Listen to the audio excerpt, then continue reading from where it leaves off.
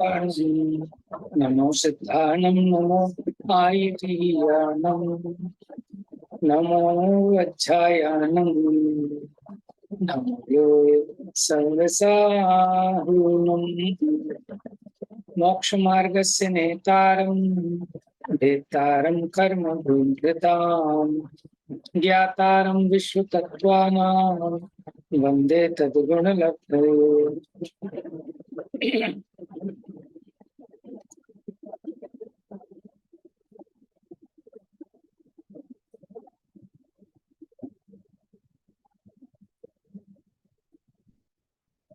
तो कल हमने सुमेरु पर्वत संबंधी चर्चा देखी।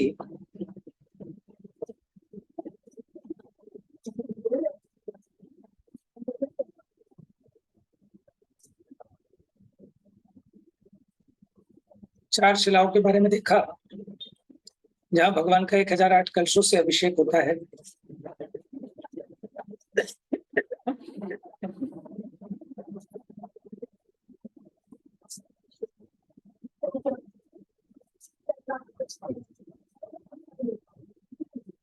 चलिए सुमेरु की चर्चा अब होगी, अपने विषय पर आते हैं।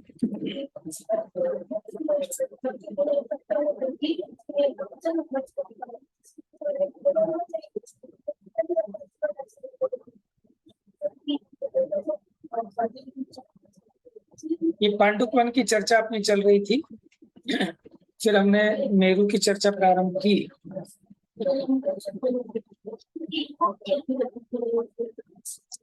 देखिए इसका मतलब ना यहाँ सही नहीं लिखा है, यहाँ लिखा है ना रक्त कंबला। यहाँ रक्त कंबला की जगह रक्तशिला होना चाहिए।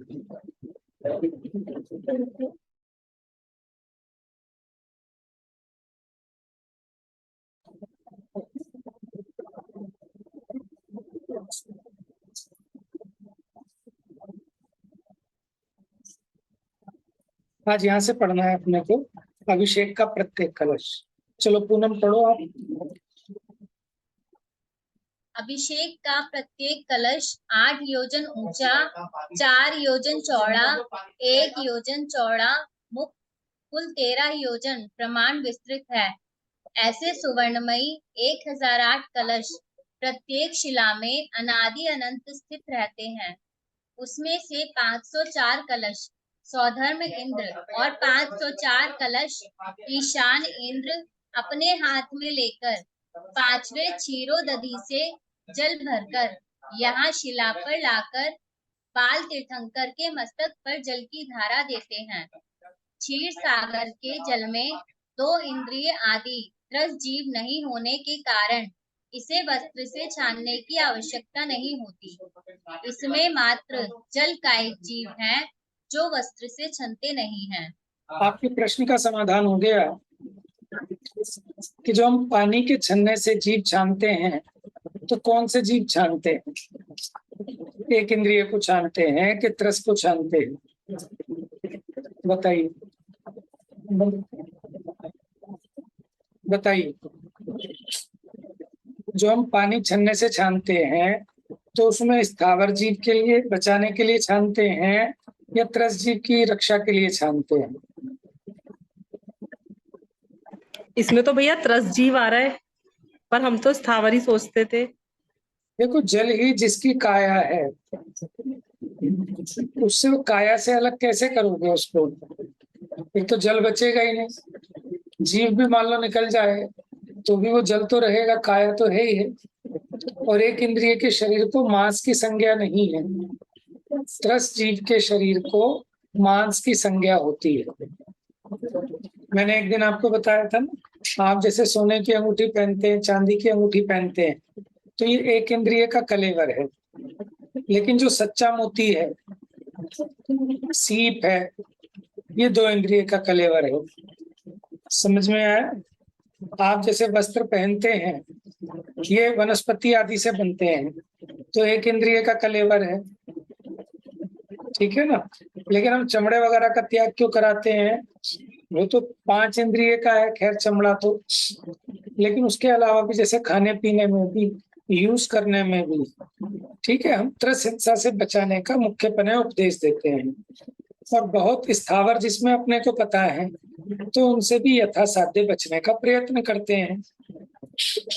तो जल में एक इंद्रिय की हिंसा से तो आप नहीं बच पाओगे, लेकिन उसमें जो 2 इंद्रिय, 3 इंद्रिय, 4 इंद्रिय, पंच इंद्रिय जीव होते हैं जिनको हम जलचर जीव कहते हैं, उनके लिए हम छन्ने से छानते हैं, कपड़े से। ठीक है। और क्षीर सागर के जल में 2 इंद्रिय आदि जीव होते ही नहीं, इसलिए उसको छानने की आवश्यकता नहीं। पढ़ी। इन सभी वनों में पृथ्वी कायक, चंपा चमेली, आम्र केला, अनार मंदार, केतकी गुलाब, मलयागिर चंदन, घनसार चंदन, नारियल, तांबुली, लौंग, इलायची, सुपारी, जायफल, बादाम, छुहारे, पिस्ता, दाख, नारंगी, संतरा, सेब, मौलश्री, शालमली, अशोक, सप्तच्छद आदि विविध वृक्ष होते हैं। आगे बढ़ो मैडम। देखो, वहां की जो शिलाएं थी, पांडुक शिला आदि, वहां 1008 कलश अनादि अनंत वहां स्थित रहते हैं। तो 1008 का आधा किया, 5400 धर्मेंद्र अपने पास लेकर, 5004 ईशान इंद्र अपने हाथ में लेकर क्षीर समुद्र से भरकर जल लाता है और उनसे भगवान का अभिषेक करता है। और ये जो पांडुक वन है, इनमें इतने इतने प्रकार के, विविध प्रकार के वृक्ष होते हैं। अब देखो 4 वनों का अंतराल, माने सबसे पहले नीचे कौन सा था? भद्रशाल, फिर नंदनवन। अच्छा, आपको पता है नंदनवन खाली यही नहीं जो सुमेरु पर है, जो देवों के नगर है उनके कोटों के बाहर भी वन है, उनका नाम भी नंदनवन है। समझ में आया? नंदनवन स्वर्ग में भी है। पढ़िए। चारों वनों का अंतराल। सुदर्शन मेरु के चारों वनों में से पहला भद्रशाल वन तो नीचे चित्रा पृथ्वी पर स्थित है, उससे 500 योजन ऊपर नंदनवन, उससे 62.5 योजन ऊपर सोमनस वन। यह पृथ्वी से 62,500 योजन ऊपर। गलत लिखा है, आपको ठीक करना पड़ेगा अगर प्रिंटिंग हो तो, है ना, ध्यान रखना। यह पृथ्वी से 63,000 योजन ऊपर है। हाँ, कौन बताएगा पृथ्वी से 63,000 योजन कैसे हो गया? बताओ प्रीति। भैया नीचे का 500 योजन जोड़ लिया, वो भद्रशाल वन से नंदनवन की ऊंचाई। वेरी गुड, ठीक है। चलिए आगे पढ़िए। इससे 36,000 योजन, पृथ्वी से 99,000 योजन ऊपर पांडुप वन है। इस सुदर्शन मेरु के पहले भद्रशाल वन से 16,500 योजन की ऊंचाई पर्यंत लोहे के समान कृष्ण अति श्याम वर्णी लोहिताक्ष मणिमय पहला विभाग, इससे ऊपर 16,500 योजन ऊंचा अति आरक्त लाल वर्णी पद्मराग मणिमय दूसरा विभाग, इससे ऊपर 16,500 योजन ऊंचा वज्रमय हीरा के समान अति श्वेत वर्णी वज्रमणि में तीसरा विभाग, इससे ऊपर 16,500 योजन ऊंचा इंद्रनील अंजन पद्मराग स्फटिक बहुपराग मणिरूप पंचवर्णी सर्वरत्नमय चौथा विभाग है। इससे ऊपर 16,500 योजन ऊंचा मयूर के कंठ समान नीलवर्णी वैडूर्य मणिमय पांचवा विभाग, इससे ऊपर 16,500 योजन ऊंचा हरिताल के समान पीतवर्णी सुवर्ण रूप हरिताल में छठवा विभाग। इस प्रकार 6 विभाग हैं। देखिए 16.5 छिक 99 होते हैं, ठीक है। 16.5 को 6 से मल्टीप्लाई करें तो 99 हो जाएंगे।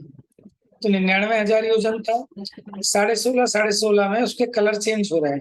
सबसे पहले अति माने कृष्ण पहला विभाग, फिर लाल, फिर उसके ऊपर अति श्वेत, फिर इंद्रनील के समान माने पंचवर्णी, फिर सबसे अंत में मयूर के कंठ के समान, वैडूर्य मणि के समान, इस प्रकार उसका रंग बताया सुमेरु का। अथवा पढ़िए आगे। अथवा सामान्य की अपेक्षा नीचे चित्रा पृथ्वी से ऊपर 61,000 योजन की ऊंचाई पर्यंत विविध वर्णी सर्वरत्नमय पहला विभाग, उससे ऊपर 48,000 योजन ऊंचा सुवर्ण सम पीतवर्णी कांचनमय दूसरा विभाग तथा उससे ऊपर 40 योजन ऊंची मयूर कंठसम नीलवर्णी वैडूर्य मणि में तीसरी चूलिका। इस प्रकार सुदर्शन मेरु के 3 विभाग भी किए जाते हैं। देखिए अलग अलग ग्रंथों में अलग अलग प्रकार से मिलता होगा, इसलिए यहाँ पंडित जी ने दोनों कथन लिख दिए हैं। ठीक है, अब सुदर्शन मेरु की चौड़ाई कैसे कैसे घटती है ऊपर ऊपर, उस संबंधी चर्चा पढ़िए। सुदर्शन मेरु की चौड़ाई घटने का क्रम, यह नीचे मूल में 10,000 योजन और ऊपर अंत में 1,000 योजन मोटा चौड़ा है। इसे मूल में से घटाने पर 9,000 शेष रहे। इसका 99,000 योजन ऊंचाई में भाग देने पर 1 योजन के 11वें भाग प्रमाण घटने का क्रम आता है। उसके अनुसार नीचे पृथ्वी से लेकर ऊपर पांडुप वन। देखिए ये आपको समझा दिया था कि 99,000 योजन पर उसकी ऊंचाई, उसकी चौड़ाई 1,000 है और नीचे भूमि में 10,000 है। ठीक है, तो 99,000 योजन जाने पर कितनी कमी आई चौड़ाई में? 9,000 की। तो 1 योजन पर कितनी आएगी? 9/99। ठीक है, तो 1/11 योजन हर एक योजन पे घटता जाएगा। बढ़िया। इसके अनुसार नीचे पृथ्वी से लेकर ऊपर पांडुप वन पर्यंत 1 योजन के 11वें भाग प्रमाण क्रमशः घटता गया है। इस प्रकार पृथ्वी से 11 प्रदेश ऊपर चौड़ाई 1 प्रदेश कम हो जाती है। 11 अंगुल ऊपर चौड़ाई 1 अंगुल कम, 11 हाथ ऊपर चौड़ाई 1 हाथ कम, 11 कोस ऊपर चौड़ाई 1 कोस कम, 11 योजन 1/11 मतलब ये होता है कि 11 चलने पर 1 कम, 11 पर 1 कम, 11 पर 1 कम, यानी 11 भागों में से 1 भाग, 1/11। तो इस प्रकार अंतिम पांडुप वन में चौड़ाई 1,000 योजन रह गई। आगे पढ़िए। इसी प्रकार ऊपर से नीचे पृथ्वी पर्यंत क्रमशः 11वें भाग प्रमाण वृद्धि होते होते भद्रशाल वन में 10,000 योजन प्रमाण चौड़ा है। इसी क्रम से 1,000 योजन मेरु की नींव में भी 1 योजन के 11वें भाग प्रमाण ही वृद्धि होते हुए नीचे जड़ में 1 योजन के 11 भाग में से 10 भाग अधिक 10,090 योजन प्रमाण चौड़ा है। इस प्रकार सुदर्शन मेरु का अनुक्रम से घटना जानना। ठीक है, अब देखती है कि सुदर्शन की जो कटनी है वो कटनी कितना कितना घटती है। 500 योजन घटती है ना सब जगह, सिर्फ अंत में 494। चलिए पढ़िए। सुदर्शन मेरु की 3 कटनी संबंधी घटने का विधान। पहले भद्रशाल वन से लेकर दूसरे नंदन वन पर्यंत मेरु अनुक्रम से 1 योजन के 11वें भाग प्रमाण घटता गया है, क्योंकि वहां 1 योजन के 11वें भाग में से 5 भाग अधिक 45 योजन प्रमाण कम हुआ होने से 6 भाग अधिक 9,954 योजन नंदन वन सहित मेरु के बाह्य की चौड़ाई कही है। अथवा नंदन वन की चौड़ाई 500 योजन होने से दोनों ओर की चौड़ाई 1,000 योजन हुई। उसे बाह्य चौड़ाई में से कम कर देने पर 1 योजन के 11 भाग में से 6 भाग अधिक 8,954 योजन मेरु की चौड़ाई है। देखिए ये कथन जो चल रहा है सामान्य है। कल विशेष कथन हमने बताया था कि ऐसे नहीं है कि क्रम से घट रही हो। ये तो हम गणित निकालने के लिए इस तरह बता रहे हैं। कल आपको बताया था ना कि पहले कितना 11,000 बताया था, कितना बताया था 11,000 योजन तक समान रहती है, फिर घटनी चालू होती है। फिर ऐसे ही आगे भी 11,000 योजन तक समान रहती है, फिर घटनी प्रारंभ होती है। ठीक है, उसको विशेष कथन समझना, ये सामान्य कथन।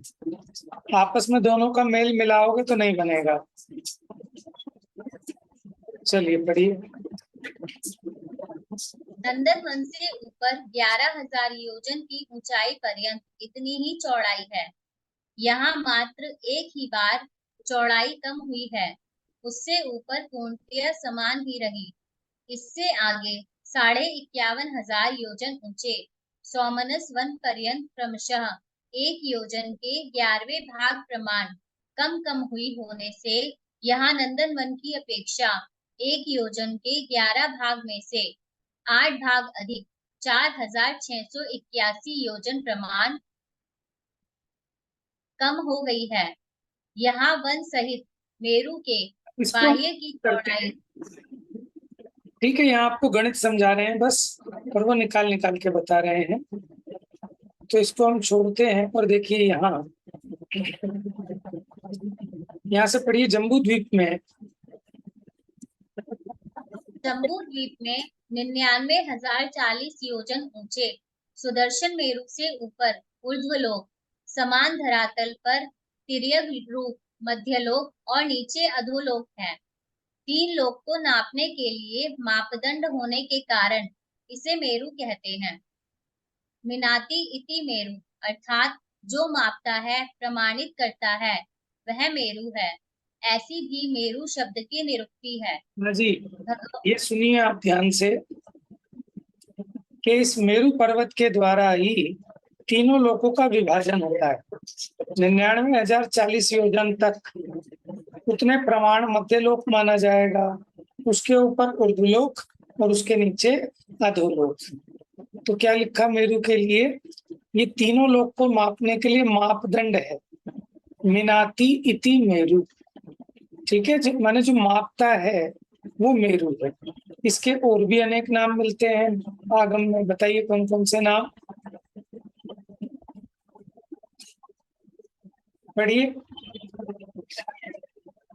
भगवान के परमागम में इसके मेरु, सुमेरु, महामेरु, सुदर्शन, मंदिर, शैलराज, प्रियदर्शन, रत्न संचय, दशांग, लोकनाभि, मनोरमा, लोकमध्य, दिशा अंत, दिशानुत्तर, सूर्याचरण, सूर्यावर्त, स्वयंप्रभ, ये 16 नाम प्रसिद्ध हैं। ठीक है, और पूछ रहे थे आप कुछ? भैया ये लिखा है ना कि मध्यलोक तिर्यक रूप, ये तिर्यक रूप क्या है?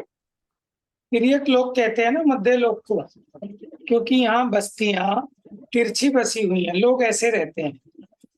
ऊर्ध्वलोक में ऊपर ऊपर है उनके विमान, अधोलोक में नीचे नीचे हैं, लेकिन मध्य लोक में हम कैसे रहते हैं? आमने सामने, ऐसे तिरछे फैली हुई है, इसलिए इसका नाम तिर्यक लोक है। ठीक है, तिर्यक का मतलब तिर्यंच नहीं, तिर्यक माने तिरछा बसा है। बाकी ऊर्ध्व ऊर्ध्व, ऊपर ऊपर, और ये अधो अधो।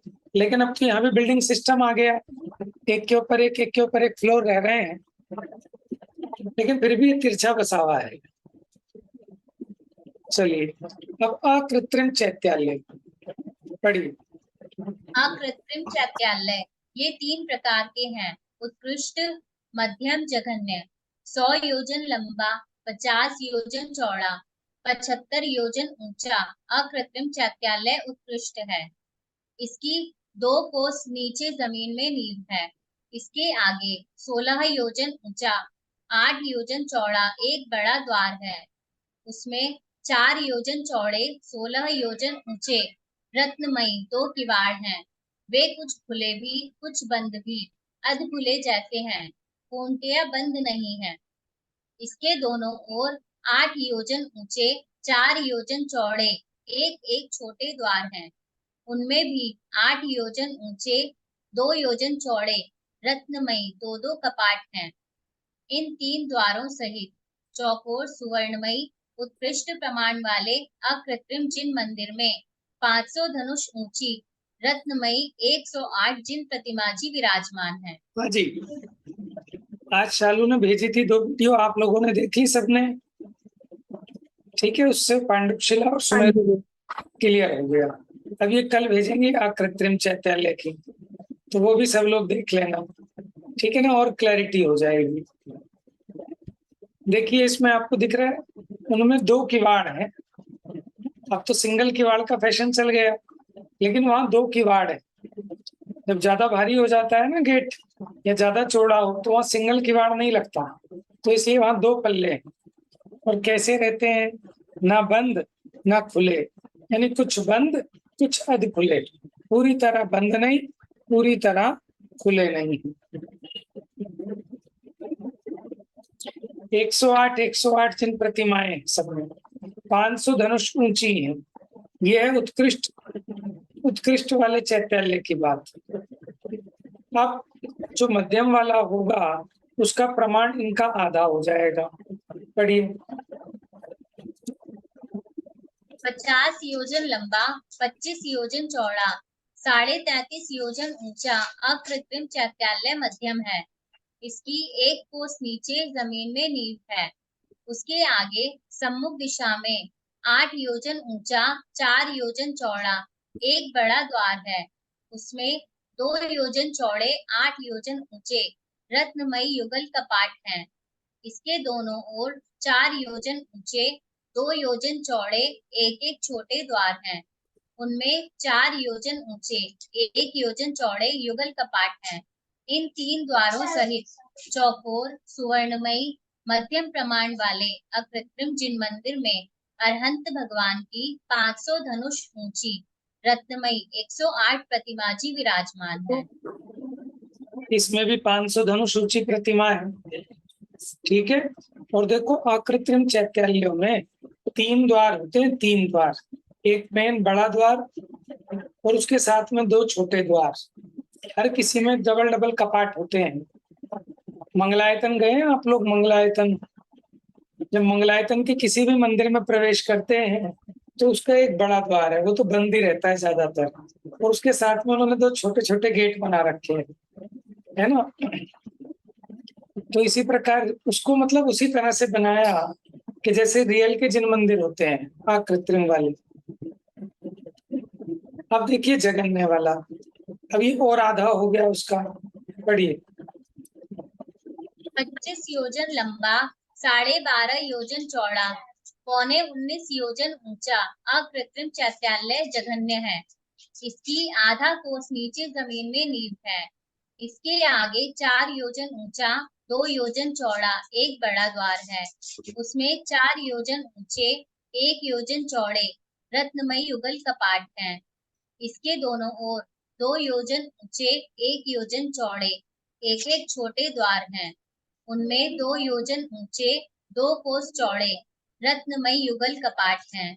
इन 3 द्वारों सहित चौकोर सुवर्णमयी जघन्य प्रमाण वाले अकृत्रिम जिन मंदिर में 500 धनुष ऊंची रत्नमयी 108 प्रतिमा जी विराजमान है। हाँ जी, आप आगे पढ़िए। उत्कृष्ट चैत्यालय के बाहर चारों ओर 4 योजन ऊंचे, नीचे मूल में 6 योजन चौड़े, मध्य में 4 योजन, ऊपर अंत में 2 योजन चौड़े गोलाकार रत्नमयी पृथक पृथक अंतराल सहित 3 कोट हैं। उनकी 2 कोस नीचे पृथ्वी में नींव है। प्रत्येक कोट संबंधी प्रत्येक दिशा में 50 योजन ऊंचा, 25 योजन चौड़ा एक एक द्वार होने से 3 कोट संबंधी कुल 12 द्वार हैं। पहले कोट के द्वार से दूसरे कोट के द्वार पर्यंत अंदर जाने के लिए 12 वीथी गली हैं। प्रत्येक गली में एक एक मान स्तंभ पर 3 कटनी रूप रत्न राशिका के 9 स्तूप स्थित होने से यहाँ 12 मान स्तंभ और 108 स्तूप हैं। हाँ जी, अब समझिए जरा। कह रहे हैं उत्कृष्ट चैत्यालय के बाहर चारों ओर मैंने उसको कवर करने वाले 4 योजन ऊंचे। उत्कृष्ट चैत्यालय कितना ऊंचा था? 100 योजन लंबा था, 50 योजन चौड़ा था, 75 योजन ऊंचा था, लेकिन उस मंदिर के चारों ओर 4 योजन ऊंचे, ठीक है, ऊंचाई कितनी, 4 योजन, नीचे मूल में 6 योजन चौड़ाई, फिर उसकी चौड़ाई घटकर 4 योजन रह गई, और फिर अंत में 2 योजन रह गई। ऐसे चौड़े गोलाकार रत्नमयी पृथक पृथक अंतराल सहित 3 कोट हैं। इसका मतलब क्या हुआ कि मंदिर को चारों ओर दीवार कवर कर रही है, और ऐसी 3 दीवारें हैं, और उनके बीच में गैप है, ठीक है।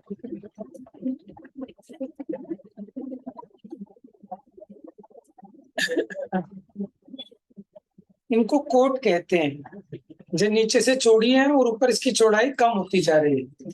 मूल में 6 योजन चौड़ी थी, बीच में 4, और ऊपर 2 योजन चौड़ी रह गई, ठीक है। ऊंचाई कितनी, सिर्फ 4 योजन चारों तरफ। ऐसे ऐसे 3 कोट हैं। अब प्रत्येक कोट संबंधी प्रत्येक दिशा में 50 योजन ऊंचा, 25 योजन चौड़ा एक एक द्वार होने से, देखो दीवार तो थी सिर्फ 4 योजन ऊंची,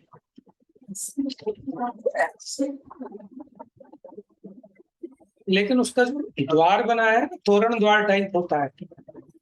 जैसे आप देखते हो बाउंड्री तो छोटी है, जैसे टेंट वेंट लगाते हैं, तो वो एक मेन द्वार बहुत ऊंचा बना देते हैं। वो द्वार कितना, 50 योजन ऊंचा, तो उसकी चारों दिशाओं में है।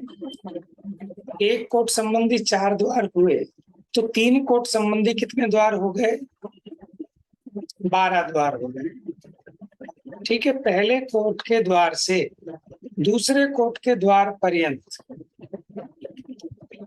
अंदर जाने के लिए 12 गलियां हैं। अब 12 गलियां कैसे होंगी, पहले कोट के द्वार से दूसरे कोट के द्वार पर्यंत, यानी देखो ऐसे घेरा है, पहले उसका एक गेट है, फिर जो दूसरा घेरा है उसका दूसरा गेट है, तो बाहर वाले गेट से अंदर वाले गेट तक आने के लिए बीच में 12 गलियां बनी हुई है। प्रत्येक गली में एक एक मान स्तंभ पर, हर एक गलियों में एक एक मान स्तंभ है, और उस मान स्तंभ पर 3 कटनी रूप रत्न राशिका के, उस मान स्तंभ पर 3 कटनियां हैं। कटनी तो अब आप समझ गए, तो 3 कटनी पर 9 स्तूप स्थित होने से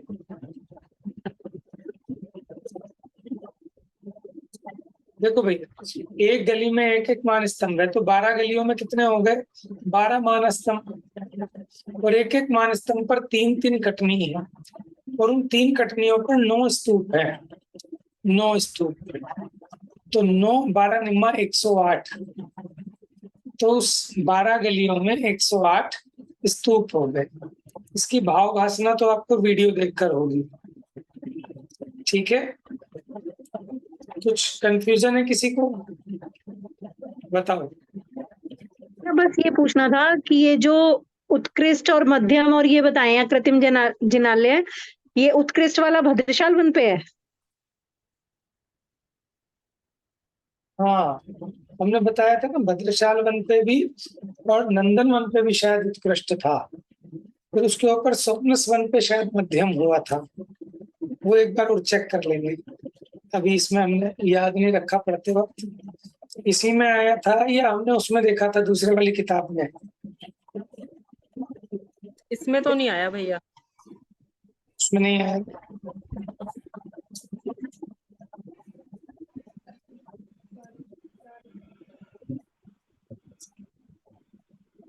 देखो 25 योजन लंबे, 12.5 योजन, ये सबसे जगन्य वाले आ गए, ये आ गए ना। पांडुक वन में सबसे जगन्य है, सोमनस वन में वाले वर्ड कॉपी करके दोबारा लिखना। मेरे 2 वर्ड गलत थे, दोनों वर्ड कॉपी करके दोबारा लिख लीजिए इसमें।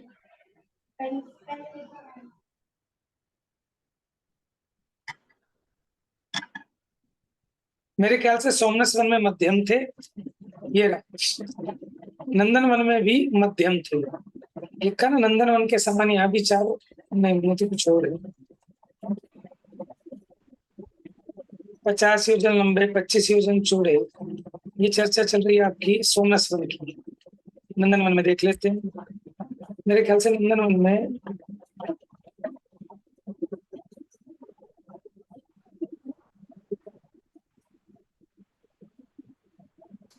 अच्छा है, इससे क्या है, हम भूलेंगे नहीं।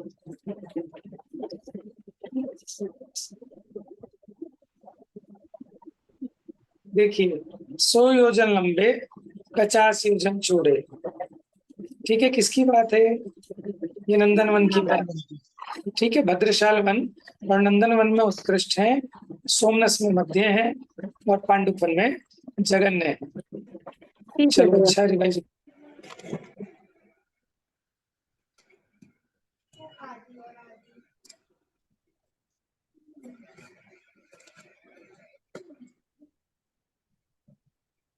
चलिए आगे पढ़िए, यहाँ से 3 कोट संबंधित।